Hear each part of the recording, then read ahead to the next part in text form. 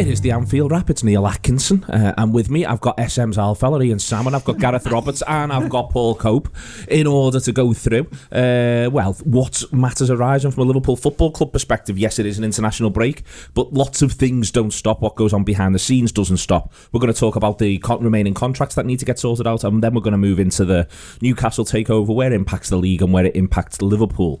That is all to come, but we will start with those contracts. Now, I've sent everyone present a little screenshot of everything that is outstanding across the next couple of years for Liverpool. We know the big ones are the 2023 ones. There's 5 outstanding there, which is Oxlade-Chamberlain, Keita, and then the big 3, the front 3, as always has been Salah, Firmino and Mane. We'll come on to that.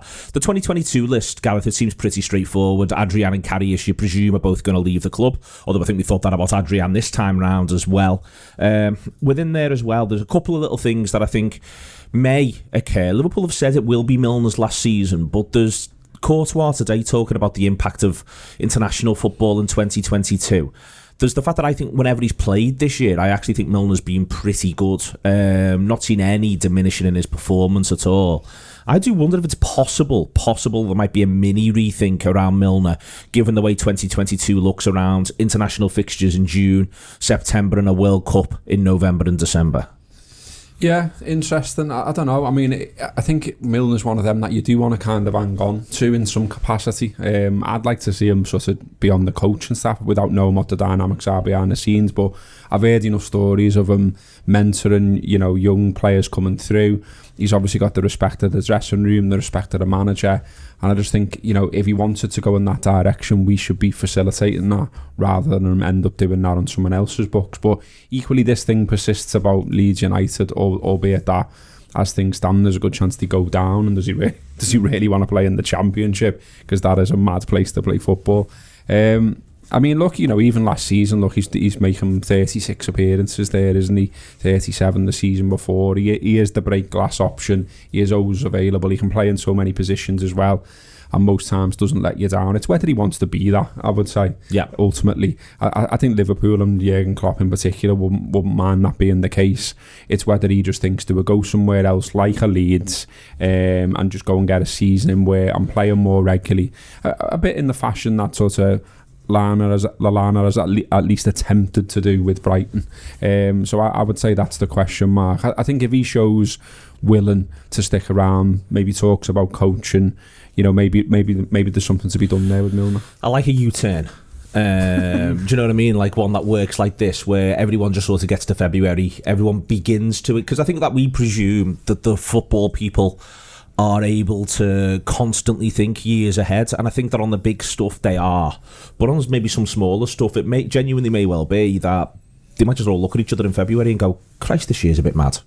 We could do a lot worse than having someone who we know everything we need to know about for a bit longer, and as Gareth says, someone who might have a bit of personal development to do on his coaching side.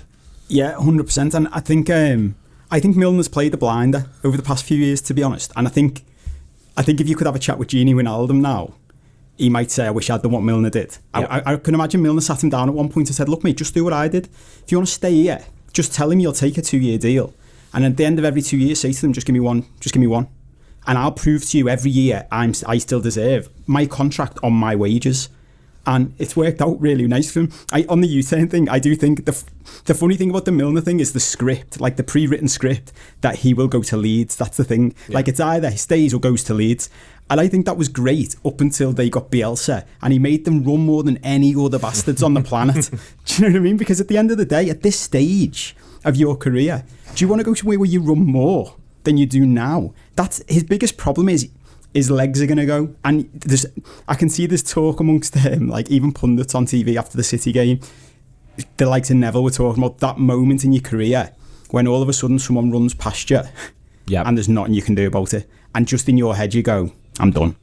And I just get that feeling. He's had that and come back from it though. He had that when Zaha skinned him. Yeah, and then he's come back, played Zaha again and bossed them. But there's something about Milner, isn't it, which is that thing. But sooner or later, it's a bit like we've joked about Mane in the past, that like, the Mane line a couple of years ago of tiredness is just in your head, and you're like, no mate, no, it's actual tiredness. It's in your, like, it actually does exist. Like, I'm with you, like, up to a point, but there will come a point when James Milner just can't do it anymore. But I do think he's happy and the club's happy, like you say, to consider it, and that's the main thing. The other one that's out of contract in 2022, Ian, it's interesting, it's Divock Origi. Now, this is Anfield, and they don't get this stuff wrong. Actually, had his contract till 2023. So he's out of contract in 2022, but they had his contract till 2023. And one of the things that occurs to me is it might well be, and there was some talk of it at the time, and we've seen it in other players, where there's an option to give him an extra year. I don't think Liverpool would want Origi to walk away for nothing, and they've been using him a little bit recently. There'll be a lot of people who would be absolutely staggered if Origi got another year out of Liverpool, but I wouldn't be absolutely staggered, because I think the manager does think he is useful.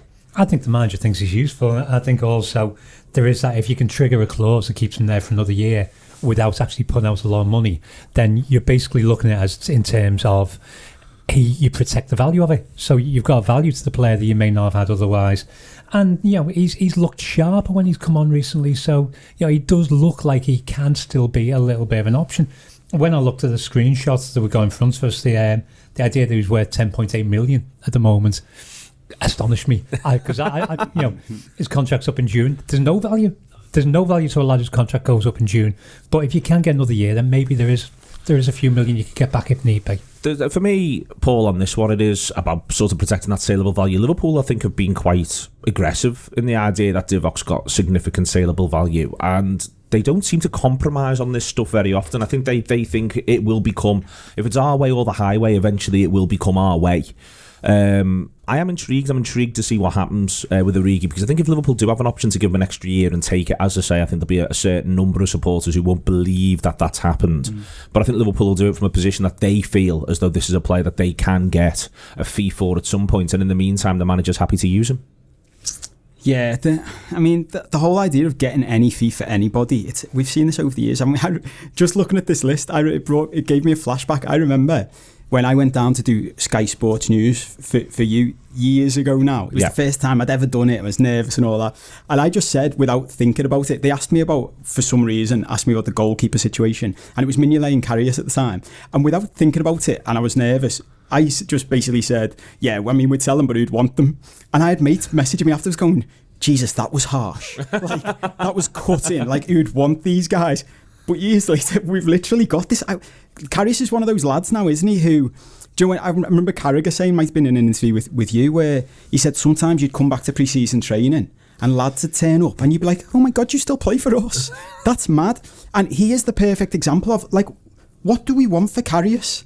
And still no one will take him off our hands. Where they're going, he's a good keeper, I promise you, he's a good keeper. We've got a highlight reel. And people are like, nah, it's all right, thanks, mate. And we're like, you can have him. You can have him for not, we'll drive him to you. No. And so the idea that, as Ian says, we can get 10 million for Divock, or no matter what we do, is almost fanciful. But at the same time, I can see why they would say we can. Because the Klopp's talk the other week of, look at him. Yeah. It's basically, no one else knows anything about footy.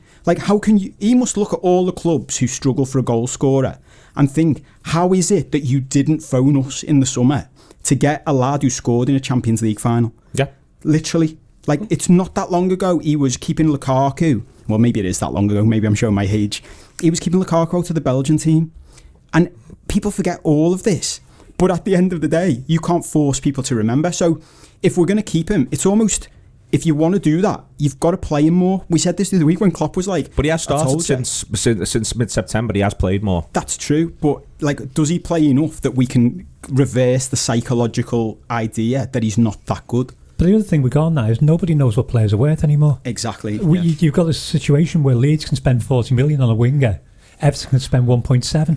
Yeah. And it's I don't know what players cost. I genuinely don't know how much a footballer is. Yeah. So maybe Divock should be going for 30 again now. We don't know. Another year, maybe we get decent money for him. Or maybe he's not worth anything.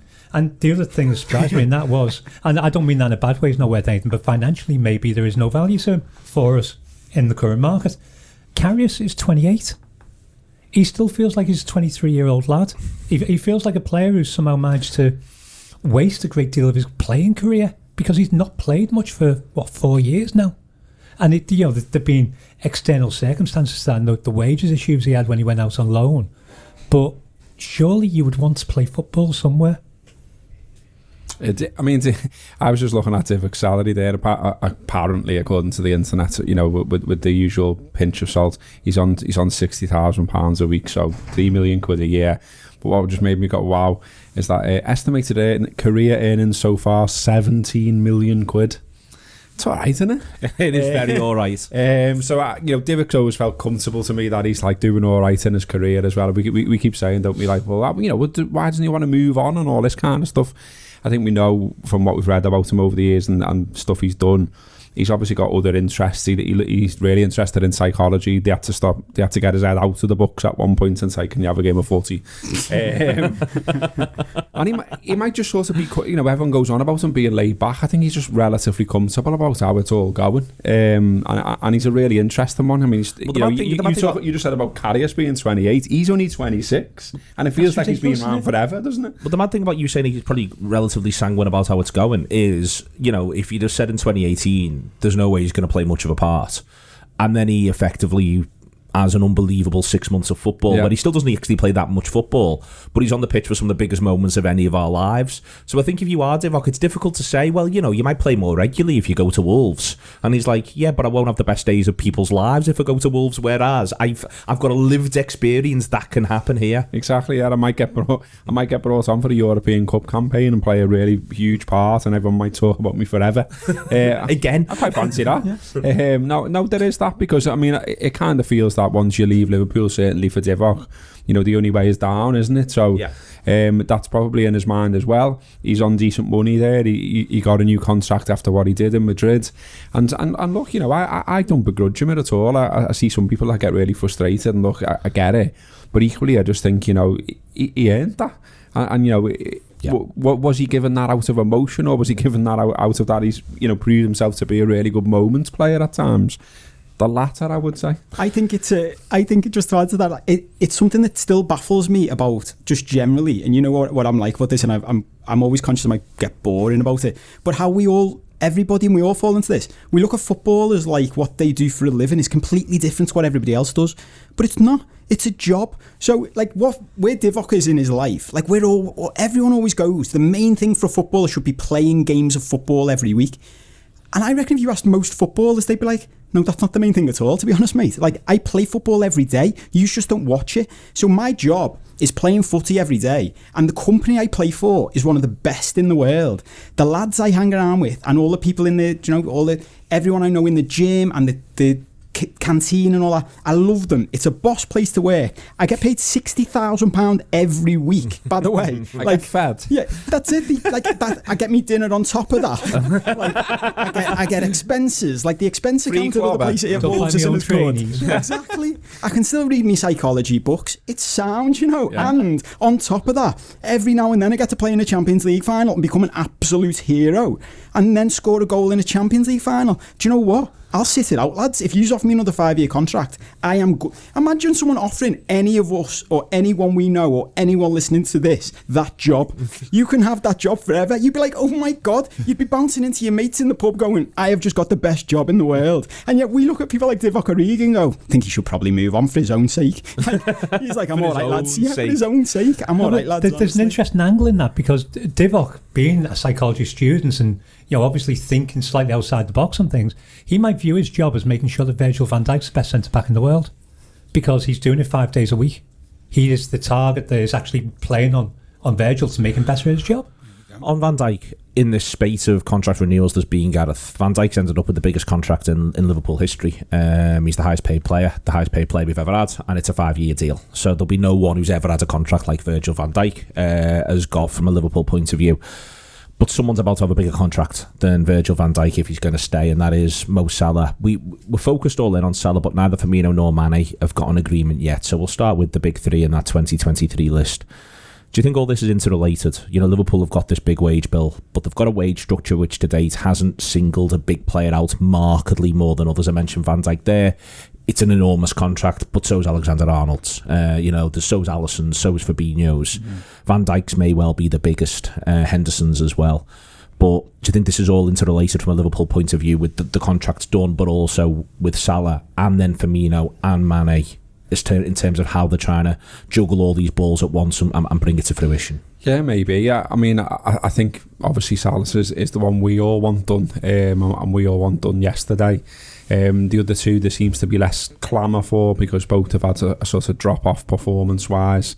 We're sort of not sure. It feels like you can sort of maybe gamble with them, as harsh as that is to say, well, let's see how you get on and then we'll talk about it. Whereas with Mo, it feels as though, he's so outstanding and his levels are so high that if we don't get it done, A, we don't secure his value, and B, we don't secure him, and he goes elsewhere. So I think that's why we think of it in that manner. And look, for me, and Mane's figures say it in themselves that there has been a drop-off of sorts, although I think it's slightly harsh on Mane in that his figures are actually better than most people seem to give him credit for, I think. Whereas for me, it's more market. But I mean, look, maybe as well, because look, if you get Salah, maybe they're looking at it saying if we do Salah and he does sort of break the wage structure, which most people expect, then when it comes to doing the other two, maybe they then ask for more, not parity, but more than they'd want right now. So maybe they're trying to get them done before they do Mo Salah. Who knows? Like there's loads of sorts of stuff you can apply to it and say, well, I think it could have been that, and that will make sense, but we don't actually know. We don't know what the negotiations look like, what's being said, if anyone is being a pain in the arse, if agents are hard to deal with. We just sort of presume a lot of stuff, don't we, and sort of fill the void. But we all want Mo Salah done. I want Mo Salah done. I just think, the talk about his age and all this kind of stuff, I don't think it sort of acknowledges for me that things have changed, that there are players in the 30s performing to a top level week in, week out, because they are looking after themselves in an unbelievable manner, like totally different to anything else we've probably seen before from footballers. They've got science at the fingertips, they've got all kinds of experts, they're looking into things themselves. I was reading something about Lewandowski the other week, and this mad thing he does where he eats his meals the wrong way round or something. He has the dessert first or something and all this kind of stuff, and I was like, well, that sounds wild, but there's obviously a reason. But there's another fella to add to the list of elite players who were still performing at an age where once upon a time we were saying they were shot. So I sort of don't buy the shot talk around Mo Salah. The other reason why I'm not, there's a really good email that I think's worth subscribing to from Gareth Roberts, but she argues that Liverpool would end up with a bit of a sunk cost on Salah. I'm not sure, but part of why I'm not sure, Gareth, to come back to you on it, is he actually doesn't play that many games of football before he's about 23. He's playing in he's playing in an Egyptian league, then he moves to Bâle. He has the lost year at Chelsea. He doesn't play quite as much in Italy as we all think. It's not the Michael Owen situation, far from, basically. I think he's sort of he's ramping up his output rather than it going the other way, and I think that's quite interesting. That gets missed. It's not like it was for Rooney, or even to an extent like there's Tielemans at the minute, who's cited as an example at Leicester, where he's basically played since he was 16, top level football year in, year out, so he's already on an unbelievable number of appearances and he's only 24. I think it's a bit of a flip side of that, and that's another reason why the idea his legs just disappear from beneath him. I'm just not convinced it will happen in an immediate marked way in 2 years. No, neither am I. And I also think as well the idea that you give him a long deal, and then that means that if he's looking, if his numbers drop all of a sudden towards the end of it, you can't get rid as well. That doesn't seem to be factored into some of the conversations I've read and heard. It's like, well, if you're going to be stuck with Mo Salah, like, there's no way of knowing what the drop off is. I mean, again, they will know at the club more about what's happening inside his body than we do. Everything's monitored to the nth degree, and I imagine it shows you what you want to hear from Mo Salah's body, from what we can see, what his performances are and everything else. But equally, as I say, if you give him 5 years, for instance, and when he's 33, 34 or whatever, there is a marked drop off. A, you don't have to play him as much, but B, he might be fine. And C, if he's crap, you can sell him. And D, succession planning as well. We're at some point we presumably sign a young forward that starts to bed in play some of his games, or that's Gordon, yeah. And so you're suddenly not saying to Mo, we expect you to play every single game that Liverpool ever play, which is currently the case. One more to come back to Gareth on, and then we'll bring other people in. Just again, you've gone A, B, C, D there. I've got an E on this as well, which is that I think that in everyone's head this thing's a graph, and there's some sort of point where there's a peak, and then it just begins to go down, and it goes inexorably down in a straight line. We know that's not true. like, for instance, we've got lived experience. Gerrard 13-14 is, in the second half of 13-14, Gerrard is far better than he was for the 2 years that precede it. And then he goes off a cliff, by the way, and then he gets a bit of performance back. Kenny, 85-86, he doesn't do outrageous numbers in the second half of that season. But there's all these quotes from Howard Kendall at the time saying the difference in this title race has been Kenny Dalglish in his performance. And he just pulls that out from nowhere when he'd sort of retired himself. And then he raised... I think that this is another thing about this idea that if you got him for 5 years... Year 1 would be absolutely great. Year 2 would maybe be a little bit less great. Then it doesn't have to work like that. And there's loads of examples of it, not just in football, but in sport, where it doesn't. Players then rouse themselves back to a previous level. It then maybe just takes them longer to recover. Yeah, and look, you know, he's savvy enough as well. You feel like he's a fella that works on his game in every single aspect. He's savvy enough to know if there was any drop off, I think, of finding other things to do, other ways to play, other things he can do to keep his numbers up. I think as well, it's worth remembering, of course, that he's bedded in, he understands the culture, and he's part of Liverpool. And anyone you buy in, you know, you have a period of transition, so you can't just say, okay, well, we get rid of Mo Salah and we go and get him, and then he just picks up where Mo Salah left off. That isn't how it works. I also think from every aspect he is a huge asset to Liverpool. There's a part of the world that absolutely we adore Mo Salah, but there's a part of the world that adore Mo Salah, you know, unbelievable. I've seen it myself. I've been to Egypt, went to Qatar as well, and it's unbelievable. They treat him like a god, and then Liverpool run off the back of that. Mo Salah's a god out there. Now you lose that if he goes, and you don't necessarily get that off someone else you bring in. I imagine commercially that's really good. And then there's just the effect on teammates. Like I constantly hear this thing, mainly from people who don't support Liverpool and write for national newspapers, that if he breaks the salary structure that we've currently got, then everyone all of a sudden starts knocking on the door saying, okay, I want that now. I don't think that happens, because I think they know how good he is themselves, and they want to play with him, and it improves their chances of being a successful footballer that Mo Salah is on their team. On the idea of you look at this one or two ways, and I think that the positive way is the right way, and some people might think, or you would think that the three of them are around the same age and we're all in this situation at once. You can therefore make a bit of an argument of, well, could that have been managed a little bit differently so that wasn't happening to Liverpool? But I think Liverpool built these players, built this squad, so it was all peaking together at the same time, and then the way in which the contracts moved, they moved that way. For me, I think, though, there is a little bit of a question for Paul as to whether, for the club, Paul, as to whether or not they actually want all three to extend. That it would make sense. I think they would obviously love Salah to extend, but it would actually make a degree of sense, possibly, that you don't definitely do both of the other two, in the context of the fact that you definitely want to do Salah.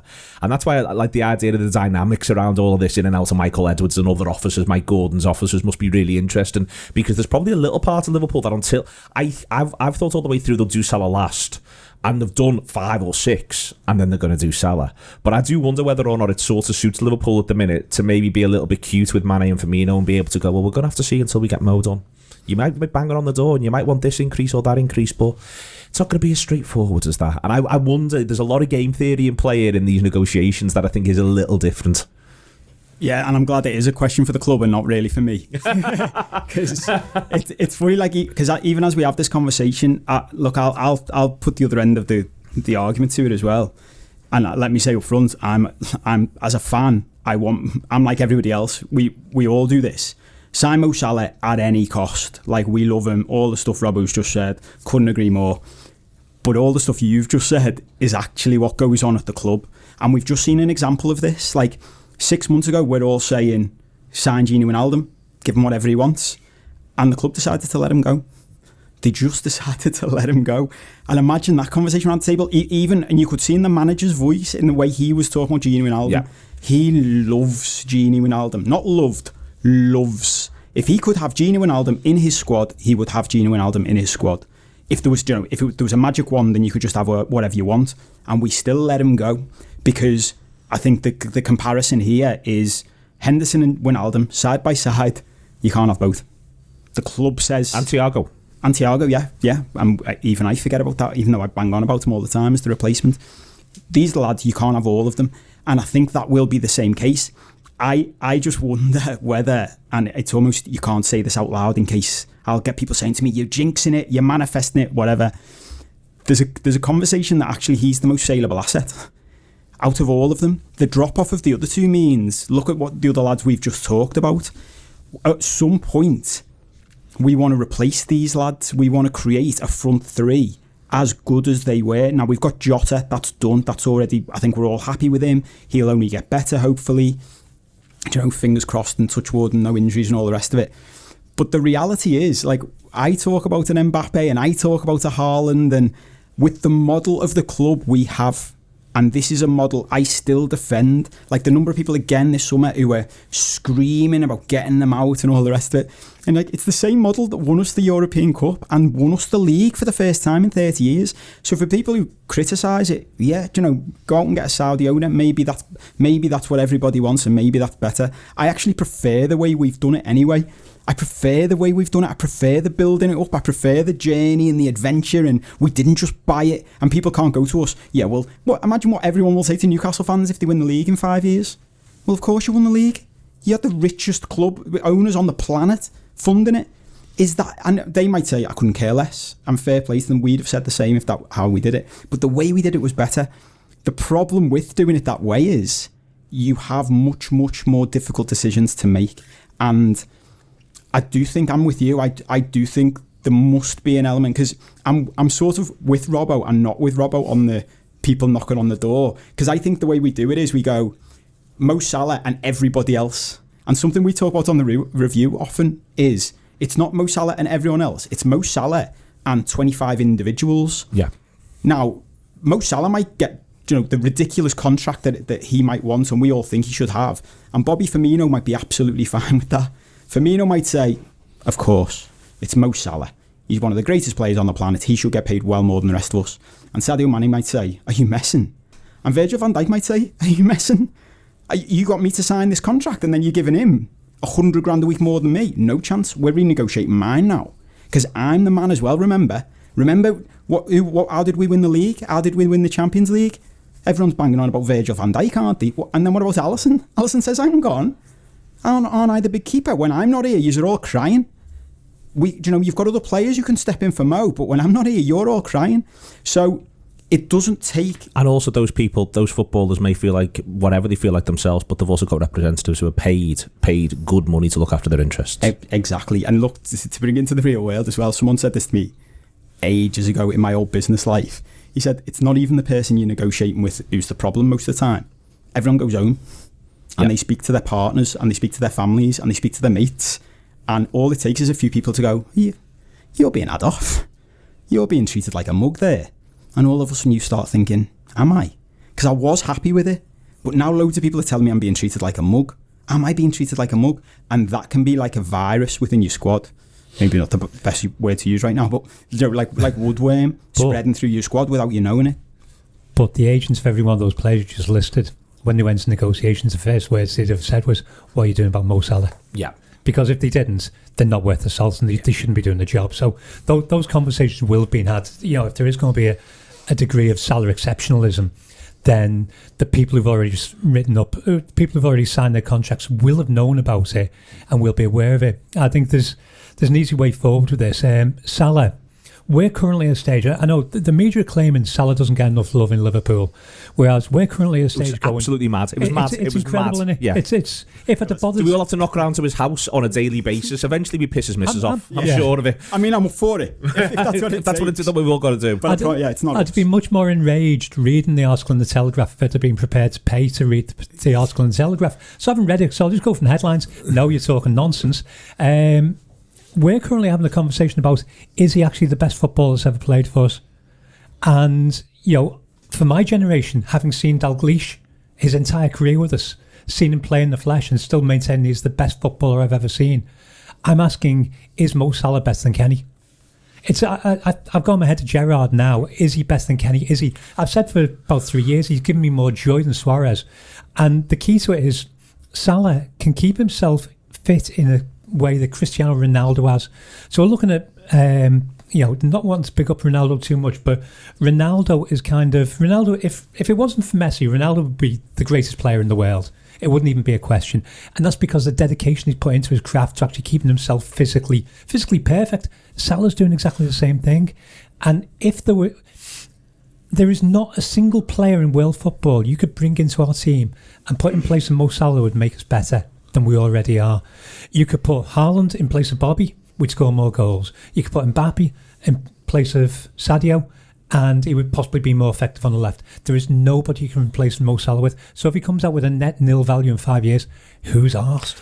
On that though, Gareth, the flip side is, and this is and it's important, I think, to put this side. I think Mo Salah will win I think if Liverpool win either major trophy this year, I think Mo Salah will and certainly if it's the European Cup, will probably win the Ballon d'Or. I think he can win 2 or 3 Ballon d'Ors, but I think he only wins 2 or 3 Ballon d'Ors if he continues to play for Liverpool, because this is a team that's been built around him and set up for him and set up to get the best out of him. If he suddenly goes to Paris Saint-Germain or goes somewhere else, you can do the Newcastle thing, but the idea that they're playing Champions League football anytime soon is ridiculous. They could still get relegated this year.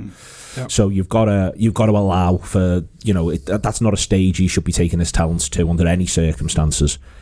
And I think anywhere else he goes, it will not be built for him. And I'm sure Liverpool are saying, you want to win that Ballon d'Or, you want to be top scorer year in, year out, you want to win major honours, the place you're most likely to do it is this place. And there's nothing to say that he doesn't think that himself. I think he does. I agree. I'm with you, yeah. Because, for all this constant chatter, and we're part of it, by the way, of course, about his contract, he's a happy player. He's playing with a smile on his face. He's literally putting it out there on his own social media how much he enjoys the fans, and then so that makes it even more bizarre that people are choosing to write a piece saying the fans don't respect him, when he's literally saying, I know you do, and you don't know how much it lifts me that you do. And he's turning in these performances week after week. He loves it. He seems to love his teammates. His teammates love him. He's not spoiling for some kind of move.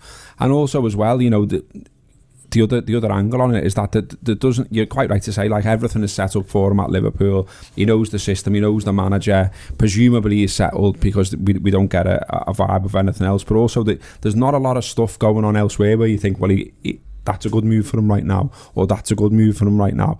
Like, PSG's mad. Like, it's not, it's not the best league in the world by any stretch. They've already got a load of stars. It's turning a bit Galactico, a bit sort of Globum Heart, that type of thing. Like, do you really want to go there and sort of not be the star because you're the absolute star here? It's like what we said about what Klopp said about Coutinho when he left. Like, if Mo sticks around, he's already top 10 in the goal scorers for Liverpool. He can overtake Michael Owen. He can get sort of top maybe 6, 7, whatever.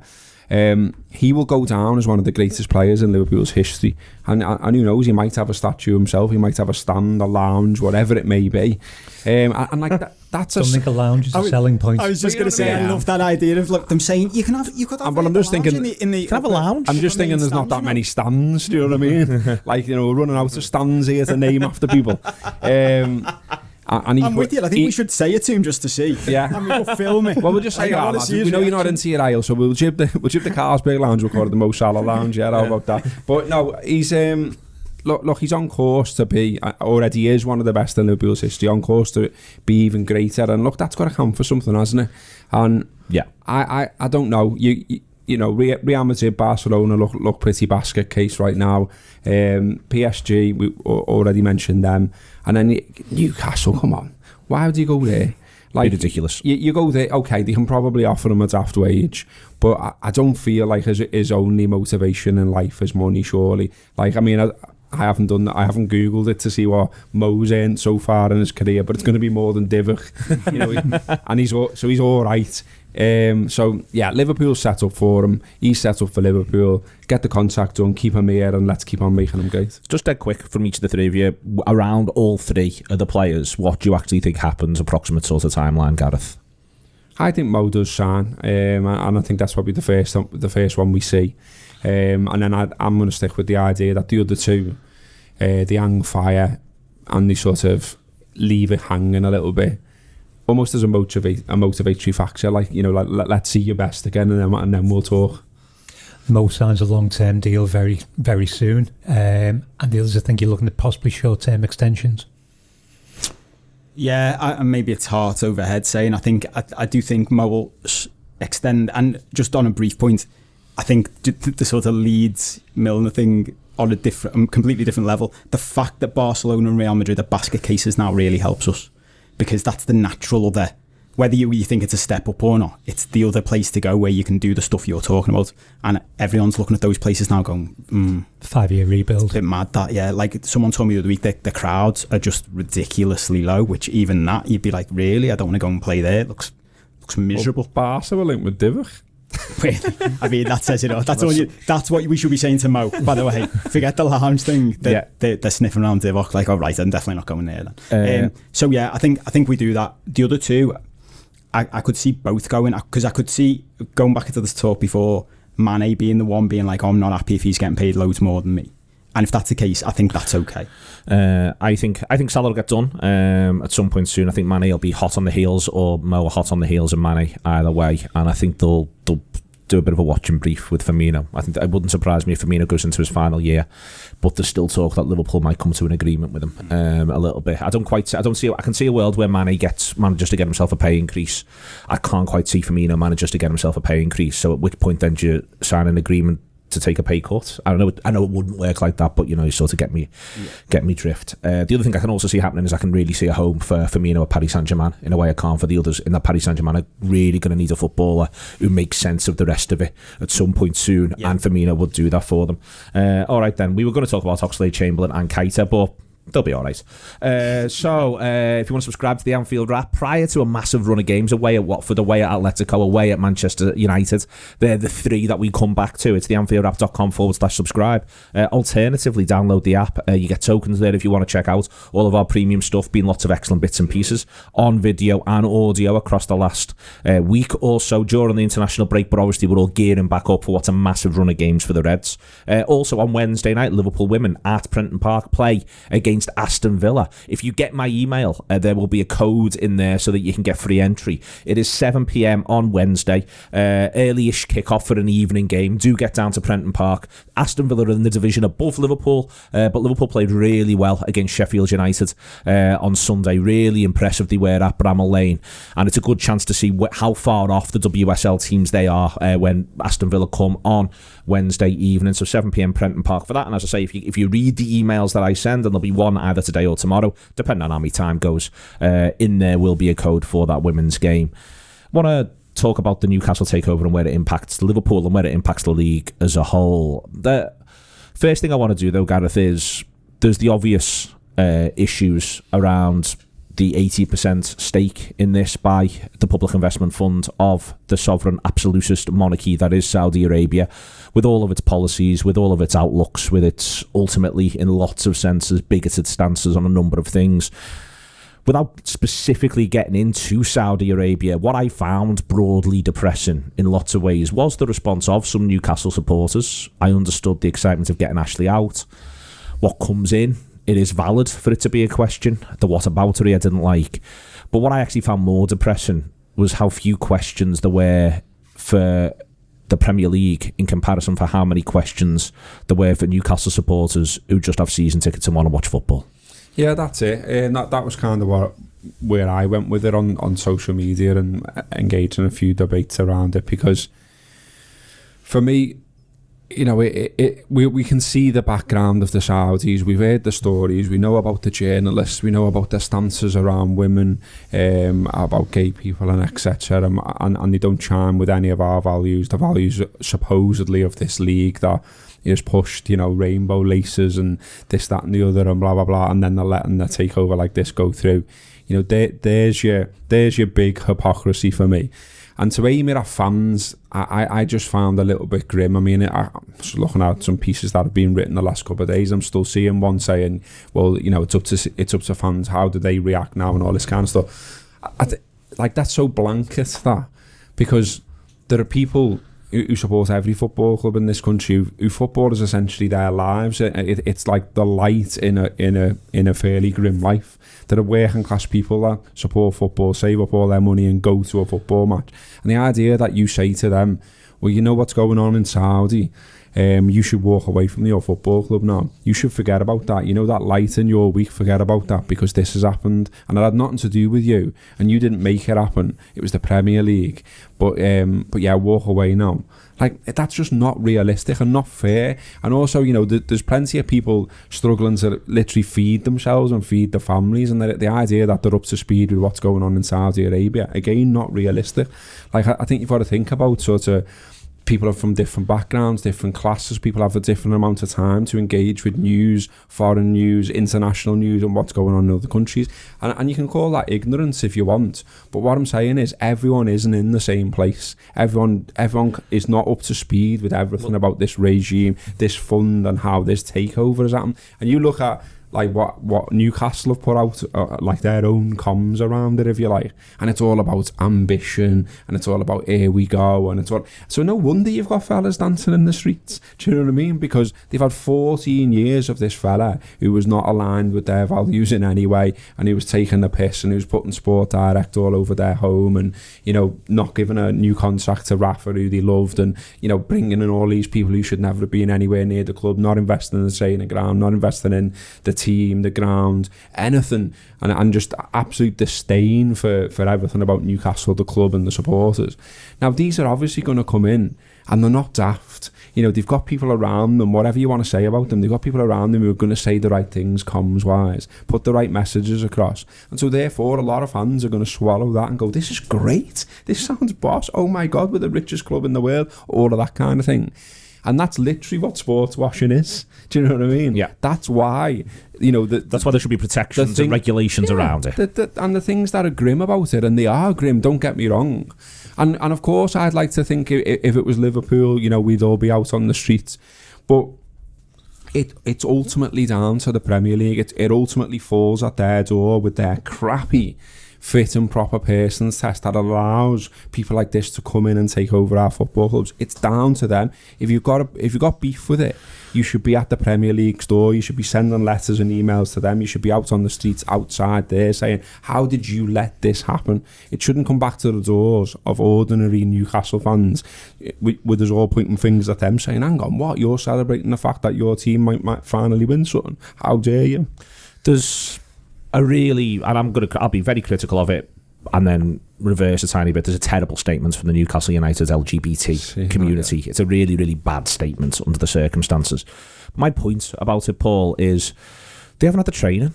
They don't know this is going to happen to them. This is literally how you need to be protected from this sort of thing. There's suddenly an LGBT community that's knocking around. There's a lot of places have. Liverpool's one is absolutely excellent, and we should be proud of it.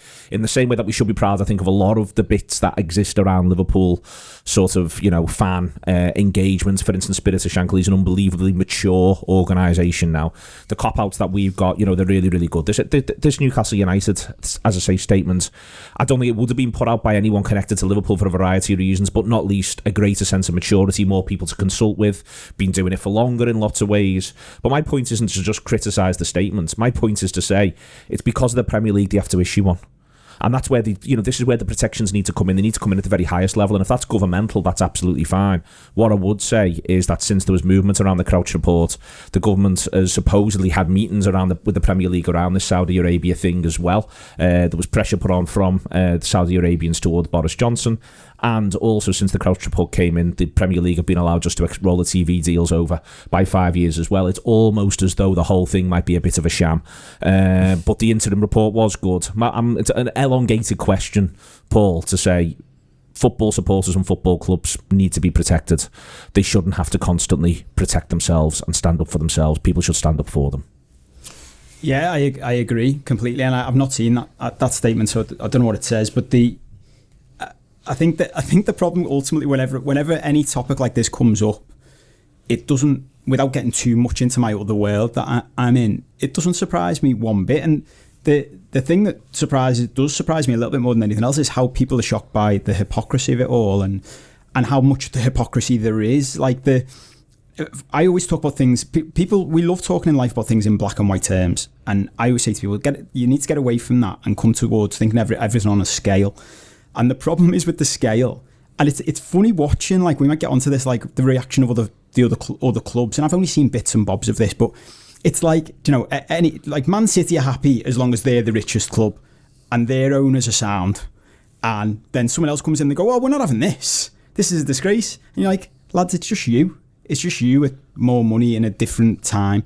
Like, if you go into any ownership of any football club at the highest level, where do you want to draw the line? This is always the big question for me, because you can go, yeah, okay, we're all comfortable.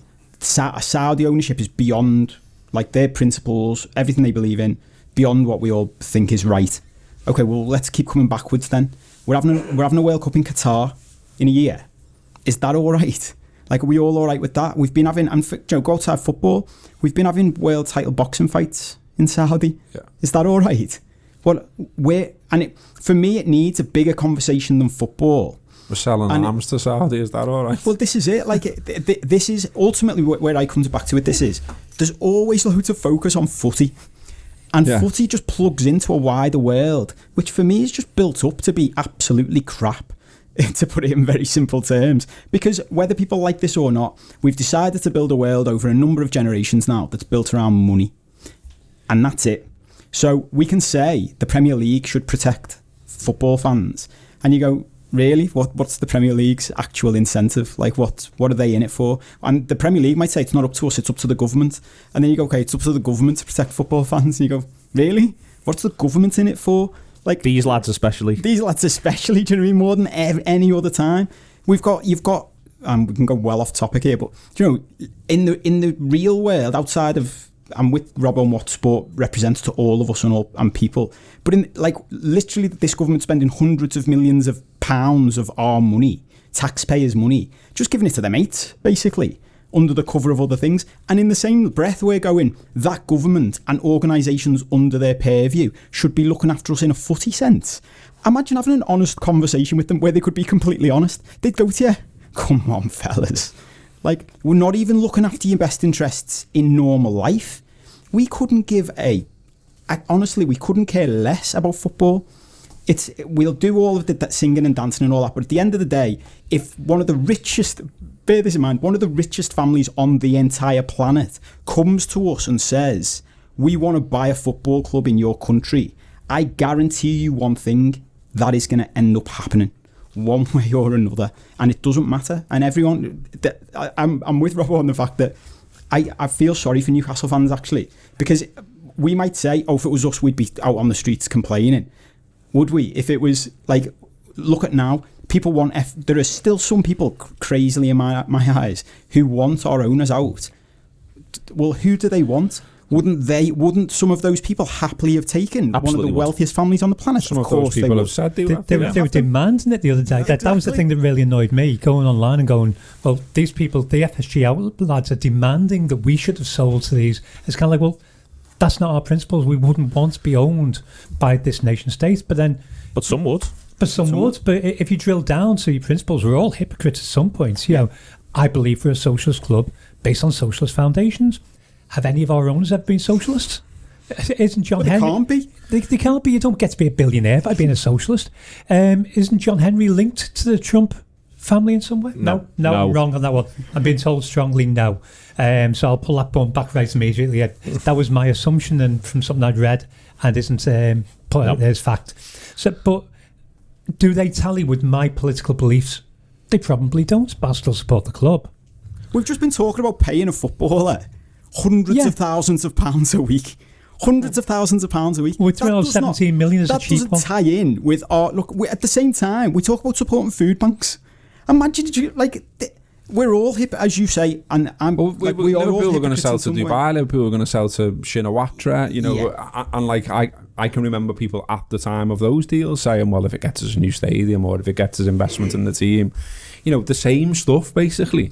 Because ultimately, like, when you dangle this big thing, when you've had a grim time following your football club and this big thing's dangled there, a lot of people will go and jump at that and grab that and ignore the rest. The grim time, I think, is the important detail here, and this is where I have got it's the ashliness of it. I want to pull back to the bit for us, Ian, playing the politics of the situation. I actually think, at least in the short term, this is no bad thing around Liverpool, because what it wouldn't surprise me to see is clubs like Chelsea, like Manchester City, maybe taking another view now around financial fair play and curbs on spending. That there's now a sudden moment where there could be a little bit of self-interest for 19 Premier League clubs around the rules. Suddenly the rules look like they could be useful for almost everybody. Did you see the sorry to interrupt, the pie chart, the wealth? Yeah. That was my favourite thing.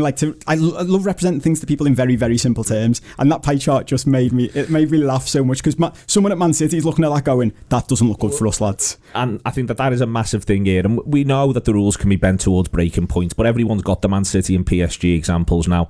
We think FFP is not a thing, but clubs do broadly adhere to it. Everton this summer were an example of a side who, in Premier League terms, were told that they had to rein it in. I think that there's obviously a lot of deep accountancy around this, but I also suspect the big European clubs won't be happy either. I'm sure Bayern Munich weren't delighted by this turn of events. I think that you might actually see some rules tightening, at least in the short term. Will there be attempts to abuse those rules? I suspect there may well be. But I think in the short term, you might actually see a little bit of, all right, let's just all take a breath. I'm a lot less optimistic about that than you are. My personal feeling is Everton, and this is once again utterly my personal feeling, Everton adhere to it because they can't afford the same lawyers that Man City can. Because we know the City said that they would just tie everybody up in red tape, or allegedly said that. I think City have broken FFP. They've proved it doesn't matter, it doesn't exist. And I think if I were Newcastle's owners, I'd be going, well, we'll have an Mbappe, we'll have a Haaland. Who can we get as the best goalie? How much can we get away with spending? I think that it does exist. Like Paris Saint-Germain went out of the way to say we've done everything we've done and we're still compliant in a European sense. And Barca have obviously been hit with it. Well, so it obviously exists on a domestic level in Spain because it's absolutely nailed Barcelona and a couple of other sides, Valencia being another example. So it obviously exists on a domestic level in Spain. There's obviously rules and curbs that are adhered to in Germany. Paris Saint-Germain went out of the way to say we are able to be compliant. I think, trust me, it's a public relations exercise, and it's all a lot of complicated accountancy, and they'll be pushing the complicated accountancy. But I think it does exist. But my point is more, it's now in Manchester City's interests a little bit more than it was for it to exist and for it to be adhered to and for them to help write the rule book, because they'll want the rule book to constrain other people. Yeah, because suddenly they're going to become the second most expensive team in the world rather than the first, and they'll be the second richest team in the world rather than the first. And they've just changed the game again, and we've watched the last few years where everybody's just changing the game. But I'm cynical on these things. I'm very cynical. Long term, I'm cynical. Short term, I'm not. I'm with you. Sorry, and only because just look at Man City as the example. Man City couldn't. And this isn't just a financial thing, what Ian's just said. In a fantasy football world, the Saudi Arabian royal family come in and say, we'll have Mbappe, Haaland, blah, blah, blah. Go and try and get Haaland to sign for Newcastle and see what he says. Now. Try and get him now. Man City weren't buying the best players in the world when they first got their first owner. They went and found what lad they could that was a high-profile name that would sign for them, and they got Robinho. And it was like, oh, great. And then over years, they did two things. Well, they changed ownership during that time anyway, and this is a far more savvy ownership. I don't think the Everton thing is as much a case of they can't afford it as they're not, that ownership isn't as savvy. I've had glimpses behind, like speaking to marketing companies and stuff who've dealt directly with like the ownership group in Man City years ago, and they said to me, you should all be afraid, because what you're seeing in public is nothing compared to how well structured they are behind the scenes. Like, they have a 50-year plan that is unstoppable, and I just don't think the ownership at Everton is as savvy as that, and that's without much to back that up, just other than instincts and bits and bobs we've seen. Buying Davy Clarkson. Exactly. Yeah, there's a fair bit of evidence to support what I'm saying. But the thing about City was, over a period of time, the stuff we've seen to fiddle FFP, and that's why I'm with you, I'm confident short term but not long term, the stuff we've seen that they can bend FFP, and PSG can do a similar thing, takes years to build up. Because you've got to start putting in place the accountancy practices, you've got to start putting in place the deals and the sponsorship. You've got to be able to at least, look at the Saudi takeover. We live in a world where basically it's not about what's right and wrong, it's about what you can sort of justify and sort of make a story for. You can pretty much get away with. Can we get away with this? If we say this and this, will that be all right? Can we play it out in the papers? Can we get the PR team on it like Robbo's saying? This is all what goes on behind the scenes, and that takes time to build up. Literally in a physical sense of, the people who run Newcastle right now, the people in the offices and that, will not be equipped to do what Man City do behind the scenes. They'll need hundreds more people to work for the company, and that takes time to build up. We've seen it with Liverpool. Sweet shop compared to supermarket currently. Exactly. And Even that when was you see literally pictures Liverpool. of the training ground as it is currently, you're like, is that a Premier League training ground? Yeah. That's it. And that's where, for instance, Haaland and Mbappe, they have a look at the training ground. What, you want me to come and work here every single exactly, day? no Just last little thing on it, Gareth, for me, is the general vulnerability of the situation. I mean, first and foremost, one of these takeovers can't work immediately, and also this lot could still go down. They could literally go down this season. Even if they invest in January, they might buy the wrong player, it might not gel, there might be an injury.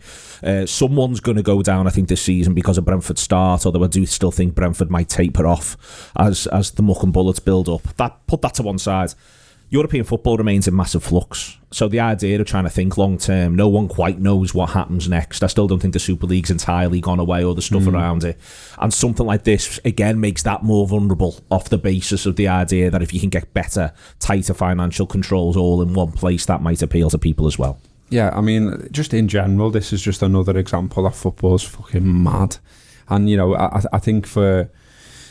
Maybe I'm sort of generalising a little bit, but it you know, for me then, I'll just do me and not say for people my age or whatever I was going to say. But you know, it is slightly depressing. I would say about. Couldn't agree more. It was. I found Thursday really hard. Like on a personal level, I found it hard. And it's not just because where Liverpool are in the food chain or any of that stuff. It's just like I'm not sure how much it feels like a sport at times. And it's like, you know, even like speaking to my own son about it, and you know, he's not as passionate about football currently as I am, but he, you know, it takes a passing interest. He's more of a sort of a gamer who likes football than, you know. And his first thing he said that came out of his mouth is that Newcastle are the richest club in the world. And that's what him and his mates are talking about. That's their conversation. And it's like, well, since when's that a thing? You know what I mean? Who's asked? Like, you know, I like watching football players that are really good at football and can take on 4 players and put it in the top bin and make you go, wow. You know, I'm not that arsed about who's got the most money. Like, it's a boring conversation. Accountancy is boring. Like, dodgy regimes that do what they do to people like that. Why have they come to this country and been allowed to take over a football club? Like, I don't know. I just live in some, like, mad world where I'd quite like it to be romantic. Maybe it never was. Maybe I just, you know, maybe once upon a time I had the blinkers on and now I've taken them off and I've had a dark night of the soul about football. But it just, you know, it does drag me down, stuff like this. I just think, how is that allowed to happen? How are we here? But we are. Thank you very much, Andy Heaton, for producing Paul Cope, Ian Salmon and Gareth Roberts. Just to sort of sum up a bit of what Gareth says there, it's the Anfield Wrap and who sleeps these days.